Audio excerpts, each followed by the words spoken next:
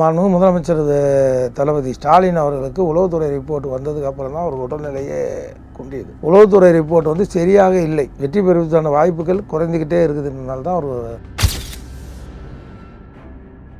நள்ளிரவு வேளையில பாத்தீங்கன்னா துணை முதலமைச்சர் உதயநிதி ஸ்டாலின் அவர்களை பொறுத்த வரைக்கும் அவரே வண்டி ஓட்டிட்டு காரை எடுத்துட்டு ஸ்டாலின் அவர்களை சந்திக்க வர்றாங்க.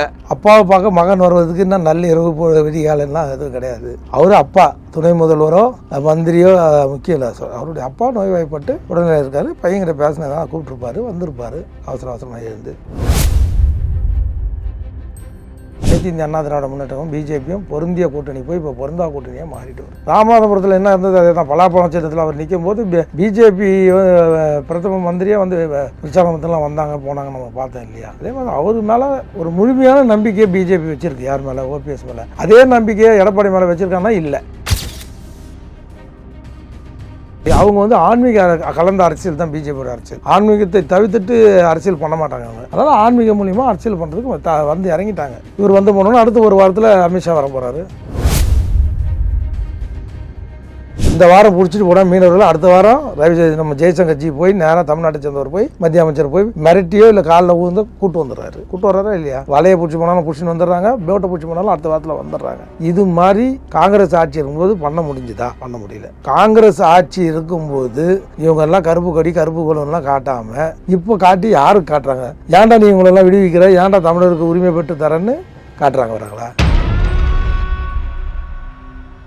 தமிழர்களுடைய எந்த குறையும் இல்லாமல் உலக லெவலில் தமிழர்கள் தலை நிமிர்ந்து நிற்க நரேந்திர மோடிஜி உண்மையிலேயே மிக பெருமையாக இருக்குது. அவர் நாட்டோட பிரதமராக இருக்குது. சசிதரூர் சொன்னார் மாதிரி அவர் இந்திய நாட்டோட சொத்துன்னார். யார்? காங்கிரஸ் கட்சியை சேர்ந்த மூத்த தலைவர் சசிதரூர். இந்திய அது மேலே போய் சொல்கிறார், அவர் இந்திய நாட்டினுடைய உயிர் நாடி. மகாத்மா காந்திக்கு அப்புறம் நேருக்கு அப்புறம் ஒரு தலைவர் இருக்கிறாருன்னா உன்னதமான தலைவர். இந்த தருணத்தில் அவர் கிட்டத்தட்ட அன்னை இந்திரா காந்திக்கு அப்புறம் அதிகமாக தமிழ்நாட்டை ஆண்ட, இது இந்தியாவை ஆண்ட ஒரு பிரதமர், அதிக நாட்கள் ஆண்ட ஒரு பிரதமர் யாரான்னா ஒன்றும் இல்லைங்க. மோடிக்கும் இந்த திமுக கூட்டணிக்கும் எந்த பிரச்சனை இல்லை. அவருடைய கட்சியை பலப்படுத்த வராரு. திரும்ப மீண்டும் மகாராஷ்டிராவில் ஆட்சியை பிடிச்ச மாதிரி தமிழ்நாட்டில் ஆட்சியை பிடிக்கிறதுக்கு யூகம் அமைக்க வராரு. அது திரிசூல யூகமாக கூட இருக்கலாம். அதுக்கு தான் வராரு. தமிழ்நாட்டில் 2026 தமிழ்நாட்டில் பிஜேபி இல்லாத ஒரு கூட்டணி யாராலையும் அமைக்க முடியாது.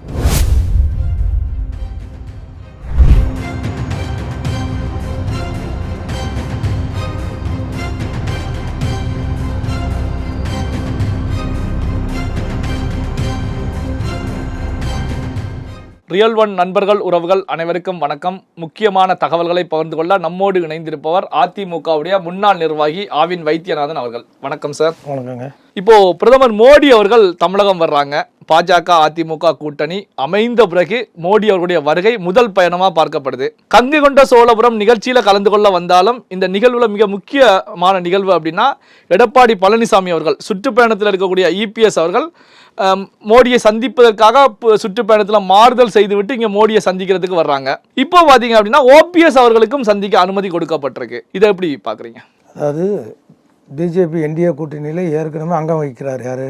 அண்ணன் ஓபிஎஸ் அண்ணன் டிடிவி ஏற்கனவே அங்கே அந்த கூட்டணி உள்ளதான் இருக்கிறாங்க. ஏற்கனவே பல முறை டிடிவி சார் சொல்லிட்டாங்க. அப்படி பார்க்கும்போது பார்த்தா அந்த கூட்டணிக்கு இப்போ வெளியில் போயிட்டு புதிய உருவாக வர்றது அண்ணன் இபிஎஸ் அவர்கள் தான். அதனால் அவங்களுடைய கூட்டணி தலைவர் வராங்க, தேசிய தலைவர் வராங்க, மக்கள் தலைவர் மோடி அவர்கள் வராங்க. அதனால் அவங்க பார்க்குறாங்க. இவர் இன்னும் கூட்டணியே உறுதிப்படுத்தலை. அதுவே தொங்கலுக்கு நான் தான் முதலமைச்சர்னு இவர் சொல்கிறாரு. அவங்க அண்ணாமலை தான் முதலமைச்சர்ன்ற மாதிரி காய் நகர்த்திட்டு இருக்காங்க. கூட்டணி ஆட்சி தான் அவங்க சொல்கிறாங்க. ஒருபொழுதும் தனித்தே ஆட்சி அமைப்புன்னு இவர் சொல்கிறாரு. இன்னும் கருத்து மோதல் ஒரு மேனியும் பொழுது ஒரு வண்ணமாக முத்திக்கிட்டு தான் போகுது. அனைத்து இந்திய அண்ணா திராவிட முன்னேற்றமும் பிஜேபியும் பொருந்திய கூட்டணி போய் இப்போ பொருந்தா கூட்டணியாக மாறிட்டு வருது. இந்த தருணத்தில் தான் ஓபிஎஸ்க்கு நான் கடந்து விட்டது, அதுக்கு காலம் கனியட்டும் டிடிவி சாருக்குன்னு சொல்கிறதெல்லாம் இவர் சொல்கிற இடத்துல அண்ணன் எடப்பாடியார் இல்லை. எடப்பாடி பழனிசாமி அவர்கள் தான் ஒரு நிகழ்ச்சியில தெரிவிக்கிறாங்க. டிடிவி தினகரன் அமமுக உங்க கூட்டணியில் இணையுமான்னு கேட்டதுக்கு அதற்கான காலம் கனியும் அப்படிங்கிற நிலையில ஒரு கருத்துக்களை முன்வைக்கிறாங்க. ஓபிஎஸ் கேட்டதுக்கு ஓபிஎஸ் பொறுத்த வரைக்கும் காலம் கடந்து விட்டது, அதிமுகவுக்கு எதிராகத்தான் இவங்க வழக்குல போட்டிருக்காங்க, அதனால அவங்களுக்கு காலம் கலந்து விட்டது, வாய்ப்புகள் இல்லை அப்படின்னு சொல்லி தெரிவிக்கிறாங்க. அது ரெண்டு முடிவுமே அண்ணன் இபிஎஸ்ஆல எந்த முடிவுமே எடுக்க முடியாது. அது முடிவெடுக்கிற அதிகாரம் பாரத பிரதமர் நரேந்திர மோடிகிட்டையும் அமித்ஷாஜிகிட்டையும் தான் இருக்க தவிர இவர் சும்மா இப்படி வெத்து பண்ணிட்டு சுற்றிட்டு வராரு தவிர இந்த முடிவு எடுக்கக்கூடிய அதிகாரம் முழுக்க முழுக்க அவங்கள சார்ந்தது தான். இது வரைக்கும் நீங்கள் சொன்ன மாதிரி அமித்ஷாஜி வரும்போது 2 முறை 3 முறை வந்து போகும்போது அப்பாயின்மெண்ட்டே கொடுக்கல. ஆனால் நீ மோடி வரும்போது அப்பாயின்மெண்ட் கொடுக்குறாங்கன்னா என்ன அர்த்தம்? ஓபிஎஸ்க்கு அப்பாயின்மெண்ட் கொடுக்குறாங்கன்னா என்ன அர்த்தம்? நீ மூடிட்டு பின்னாடி வரதுனா வா இல்லைனா போயிட்டான்னு சொல்கிறாங்க. யார்? இபிஎஸ். நீ உன்னால தான் நான் சொல்கிறத கேட்கல, உன்னால தான் 2021 தோற்றோம், 2019 உன்னால தான் பாராளுமன்ற தொகுதி தோற்றோம், 2024 எங்கள் பேச்சை கேட்காதனால தோற்றோம். இனி ஒரு காலத்தும் இபிஎஸ் பேச்சுக்கே அங்கே வந்து மத்திய என்டிஏ கூட்டணியில் இடமே இல்லை. ஒரு 50-50 கேட்டால் கூட கொடுத்துட்டு அமைதியாக தான் இருக்கணும். அநேகமாக என்னுடைய கணக்கு கரெக்டாக இருந்தால் எப்படி 110 காங்கிரஸும் 1980 காங்கிரஸும் சோனியா காந்தி அம்மாவும் இருக்கும்போதும் சரி, தலைவர் கலைஞரே 50-50 பங்கிட்டுக்கிட்டாங்க. அதே நிலைமை தான் இப்போ இந்த முறை அனைத்து இந்திய அண்ணா திராவிட முன்னேற்றத்துக்கு ஏற்படும்.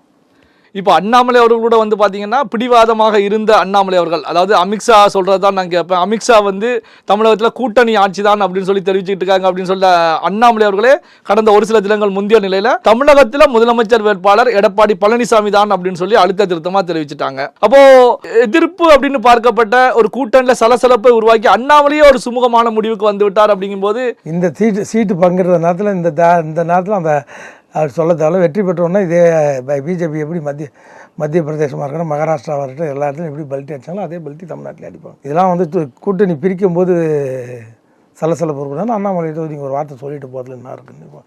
நீங்கள் தான் தமிழ்நாட்டோட பிஜேபியோட முகம், நீங்கள் தான் தமிழ்நாட்டோட பிஜேபியோட தமிழ்நாட்டோட முதல்வர் வேட்பாளர் நீங்கள் தான்ன்றது அவருக்கு ஏற்கனவே ஊரிசம் கொடுக்கப்பட்டிருக்கு.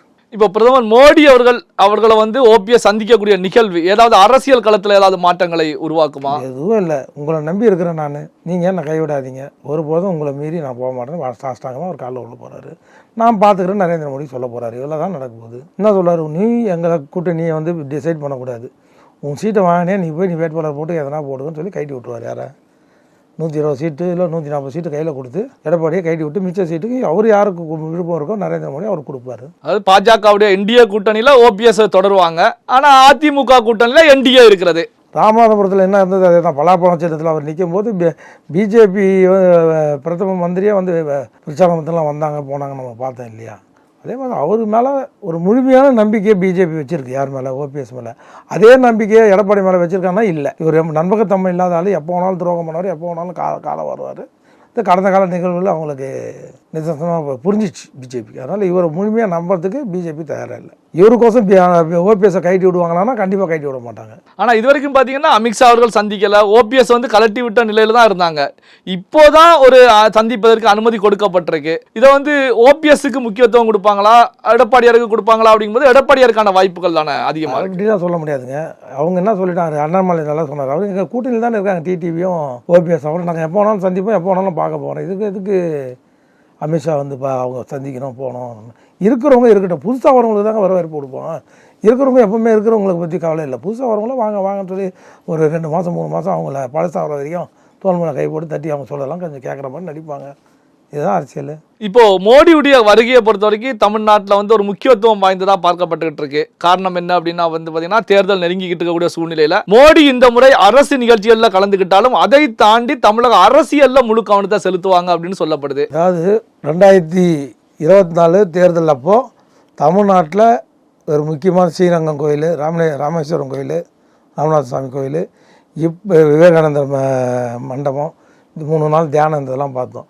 இப்போ தமிழ்நாட்டில் அவங்க வந்து அந்த கங்கை கொண்ட சோழபுரத்துக்கு வராங்க. அப்படின்னா தேர்தல் வரப்போகுதுன்னு அர்த்தம். மீண்டும் தமிழ்நாட்டில் 2024 மோடி என்டிஏ ஆட்சி எப்படி வெற்றி பெற்று இந்தியா முழுக்க ஆட்சி பண்ணுறாங்களோ அதே மாதிரி தமிழகத்தை பிடிப்பதற்காகவும் தமிழ்நாட்டுக்கு அவங்க வந்து ஆன்மீக கலந்த அரசியல் தான் பிஜேபியோட அரசியல். ஆன்மீகத்தை தவிர்த்துட்டு அரசியல் பண்ண மாட்டாங்க அவங்க. அதனால் ஆன்மீக மூலியமாக அரசியல் பண்ணுறதுக்கு வந்து இறங்கிட்டாங்க. இவர் வந்து போனோன்னா அடுத்த ஒரு வாரத்தில் அமித்ஷா வர போகிறாரு. இப்போ மோடியுடைய வருகை வந்து இப்போ பாஜக அதிமுக கூட்டணிக்கு ஒரு ஸ்ட்ராங்கான ஒரு அலையன்ஸை உருவாக்குமா? அதாவது புதிய வெளியில் இருக்கக்கூடிய கட்சிகள் இப்போ மோடியை வந்து சந்திப்பாங்க, கூட்டணி வந்து இன்னும் இந்த கட்சியை இணைய போகுது அப்படிங்கிறது வெளியே தெரியக்கூடிய ஒரு சூழல் உருவாகுமா சார்? முதலமைச்சர் தளபதி ஸ்டாலின் அவர்களுக்கு உளவுத்துறை ரிப்போர்ட் வந்ததுக்கு அப்புறம் தான் ஒரு உடல்நிலையே குன்றியது. உளவுத்துறை ரிப்போர்ட் வந்து சரியாக இல்லை, வெற்றி பெறுவதற்கான வாய்ப்புகள் குறைந்துக்கிட்டே இருக்குதுனால தான் ஒரு மனவேதனையில் தான் இருக்கார். இந்த தருணத்தில் முதலமைச்சர் தளபதி ஸ்டாலின் அவர்கள் பூர்ண நலம் பெற்று நீண்ட ஆயுள இறைவன் அவர்களுக்கு வழங்க வேண்டும் என்று சொல்லி அவருக்கு வாழ்த்து சொல்ல விரும்புகிறேன். இப்போ முதல்வர் ஸ்டாலின் அவர்களை பேசும்போது தான் இப்போ நள்ளிரவு வேளையில வந்து பாத்தீங்கன்னா துணை முதலமைச்சர் உதயநிதி ஸ்டாலின் அவர்களை பொறுத்த வரைக்கும் அவரே வண்டி ஓட்டிட்டு காரை எடுத்துட்டு ஸ்டாலின் அவர்களை சந்திக்க வர்றாங்க. ஸோ இது வந்து பரபரப்பா பார்க்கப்படுது, பேசப்படுது.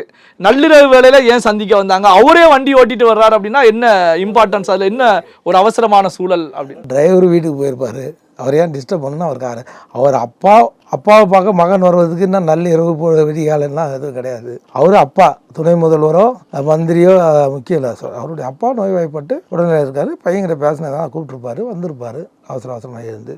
இதுலன்னா நள்ளிரவு நண்பகல் அதிகாலைலாம் ஒன்றும் கிடையாது. இல்லை, இதுவரைக்கும் வண்டி ஓட்டாத உதயநிதி ஸ்டாலின், எங்கேயுமே ஓட்டி பார்க்காத உதயநிதி ஸ்டாலின் அவர் அவரே டிரைவிங் பண்ணிட்டு வர்றாரு அப்படிங்கிறதா. நல்ல ஒரு டிரைவர் வீட்டுக்கு போயிருப்பார், அவரை போய் ஃபேமிலியோட இருக்கிறவர் ஏன் டிஸ்டர்ப் பண்ணது? பக்கத்தில் தானே இருக்கார், எத்த மாதிரி தானே இருக்குது அப்போலோ ஹாஸ்பிட்டலில்.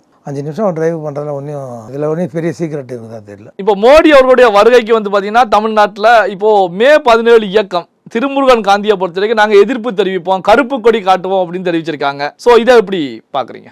எதுக்கு அவங்க கருப்பு கொடி காட்டணும் திருமுருகன்? இல்லை, தமிழர்களுக்கு எதிராக செயல்படுறாங்க, மீனவர்கள் தாக்கப்படுறாங்க. காங்கிரஸ் அப்படின்னா காங்கிரஸ்காரங்க திமுக தான் அவங்க எதிராக செயல்படுறாங்க. அவங்களுக்கு எதிராக தான் அவங்க கருப்பு கொடி காட்டணும். ஏன் காட்ட மாட்டாரு? இந்த தளபதி ஸ்டாலினுக்கு எதிராக ஏன் ஆர்ப்பாட்டம் பண்ண மாட்டாரு? ஏன் சிறைநிரப்பு போராட்டம் பண்ண மாட்டாரு? திருமுருகன் காந்தி யார் தூண்டுதலாக பண்ணுறாரு? தமிழருக்கு பிஜேபி என்ன தீங்கு செய்தது? 1.5 லட்சம் பேரை கொன்று குவித்த திமுகவோ காங்கிரஸ் கூட்டணிக்கு எதிர்த்து பண்ணு இலங்கையில், அதில் நியாயம் இருக்குது. இந்த வாரம் பிடிச்சிட்டு போனால் மீனவர்கள் அடுத்த வாரம் நம்ம ஜெய்சங்கர்ஜி போய் நேராக தமிழ்நாட்டை சேர்ந்தவர் போய் மத்திய அமைச்சர் போய் மிரட்டியோ இல்லை காலில் ஊர்ந்து கூட்டு வந்துடுறாரு. கூட்டு வர்றாரா இல்லையா? வலையை பிடிச்சி போனாலும் பிடிச்சின்னு வந்துடுறாங்க, பேட்டை பிடிச்சி போனாலும் அடுத்த வாரத்தில் வந்துடுறாங்க. இது மாதிரி காங்கிரஸ் ஆட்சி இருக்கும்போது பண்ண முடிஞ்சுதா? பண்ண முடியல. காங்கிரஸ் ஆட்சி இருக்கும்போது இவங்கெல்லாம் கருப்பு கொடி கருப்பு கொலம்லாம் காட்டாமல் இப்போ காட்டி யாருக்கு காட்டுறாங்க? ஏன்டா நீ இவங்களெல்லாம் விடுவிக்கிற, ஏன்டா தமிழருக்கு உரிமை பெற்று தரேன்னு காட்டுறாங்க வராங்களா? இல்லை, இப்போ கருப்பு கொடி காண்பித்த கருப்பு பலூன்கள் பறக்க விட்ட இப்போ திராவிடர் கழகம் திமுகவை பொறுத்த வரைக்கும் எல்லா கட்சிகளுமே சைலண்டாக இருக்கும்போது எதிர்கட்சிகள், இப்போ திருமுருகன் காந்தி மட்டும் நான் கருப்பு கொடி காட்டுவேன் அப்படின்னா இதை எப்படி எடுத்துக்கிறேன்? அவர் அட்ரஸ் இல்லாமல் போயிட்டாரு. இப்படியாவது இப்போ நம்ம நீங்களை பாரு பேசுவீங்கன்றது வருஷம் தான் காட்டுறாரு. இவர் காட்டின மக்கள் ரசிக்கிறதுக்கு தயாராக இல்லை. முதல்ல தமிழர்களுடைய எந்த குறை இல்லாமல் உலக லெவலில் தமிழர்கள் தலை நிமிர்ந்து நிற்க நரேந்திர மோடிஜி உண்மையிலேயே மிக பெருமையாக இருக்குது. அவர் நாட்டோட பிரதமராக இருக்கிறது. சசிதரூர் சொன்னார் மாதிரி அவர் இந்திய நாட்டோட சொத்துன்னார். யார்? காங்கிரஸ் கட்சியை சேர்ந்த மூத்த தலைவர் சசிதரூர். இந்திய அது மேலே போய் சொல்கிறேன், அவர் இந்திய நாட்டினுடைய உயிர் நாடி. மகாத்மா காந்திக்கு அப்புறம் நேருக்கு அப்புறம் ஒரு தலைவர் இருக்கிறாருன்னா உன்னதமான தலைவர். இந்த தருணத்தில் அவர் கிட்டத்தட்ட அன்னை இந்திரா காந்திக்கு அப்புறம் அதிகமாக தமிழ்நாட்டை இந்தியாவை ஆண்ட ஒரு பிரதமர், அதிக நாட்கள் ஆண்ட ஒரு பிரதமர் யாரான்னா பாரத பிரதமர் நரேந்திர மோடிஜி தான்.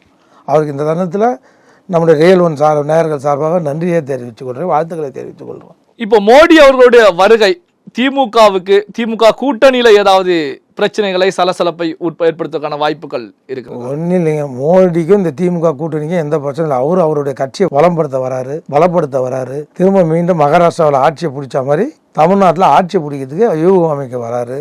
அது திரிசூல யூகமாக கூட இருக்கலாம்.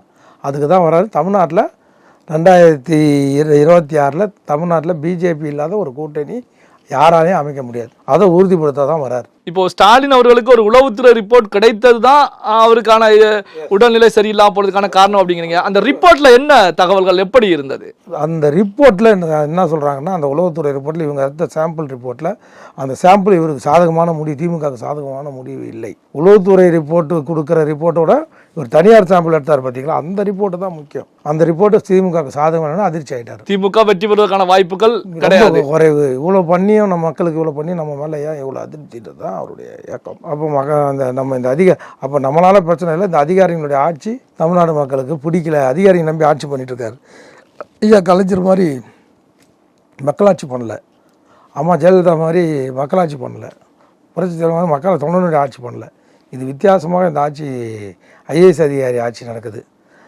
ஸோ அதுக்கு பேர் என்ன சொல்லுவோம், நம்ம கவர்னர் ஆட்சி தமிழ்நாட்டில் நடந்துட்டு இருக்கு சொல்லுவோம். இல்லை, இப்போ ஹைகோர்ட் கூட ஒரு கருத்துக்களை இப்போ முன் வச்சிருக்காங்க. என்ன அப்படின்னா போலீஸ் ராஜ்யம் இங்கு தமிழகத்தில் நடந்து கொண்டிருக்கிறதா அப்படின்ற கேள்வியை, சந்தேகத்தை எழுப்பியிருக்காங்க. ஹைகோர்ட் மட்டும் இல்லை, போலீஸ், நாட் ஓன்லி போலீஸுங்க, ஐபிஎஸ் ஆஃபீஸரும் சரி ஐஏஎஸ் ஆஃபீஸரும் தாங்க நாட்டை ஆள்றாங்க. இவங்க முழுக்க தளபதி ஸ்டாலின் கட்டுப்பாட்டிலே இல்லைங்க. பல்வேறு முக்கியமான தகவல்களை நம்முடைய உறவுகளுடன் பகிர்ந்து கொண்டதற்கு நன்றி சார். நன்றி, வணக்கம்.